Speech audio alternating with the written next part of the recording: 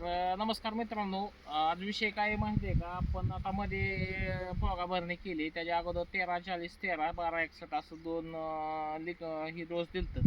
तर आजचा डोस लय महत्वाचा डोस आहे आणि दोन खतं घेतलेली आहे ती. तर सगळ्यात महत्वाचं हा खत आहे, तो मी टाकत आहे. आणि तुम्ही बी ही काळजीपूर्वक घ्या. तुमची केळी केवढी जरी असली का, केळीला अत्यंत महत्वाचा विषय आहे. एकरी मी हे 6 किलो घेतलेला आहे कॅल्शियम.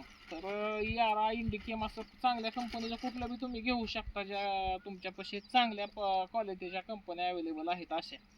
तर ही झालं कॅल्शियम. आणि कॅल्शियम सोबत ही घेणं लय काळाची गरज आहे दोस्तांनो. कॅल्शियम म्हणजे बोरान. का तर कॅल्शियमचा वाहक असतो हा. आता मी हे टाटाचं बोरान घेतलेलं आहे. एकदम क्वालिटीचं राहतं टाटाचं प्रोडक्ट. तुम्ही भरपूर सिलिकॉन वगैरे तुम्हाला वापरायला बाकीचे बी भरपूर आहे ते. तर प्रॉडक्ट एकदम क्वालिटी राहतं.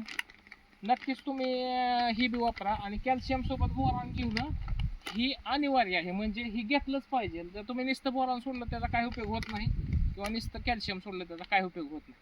तर असा जो आहे आपला प्लॉट आहे, तुम्ही बघू शकता. त्या दिवशी पोगा भरणी करतानाचा बी तुम्हाला लक्षात आला असेल, एकदम छोटा होता.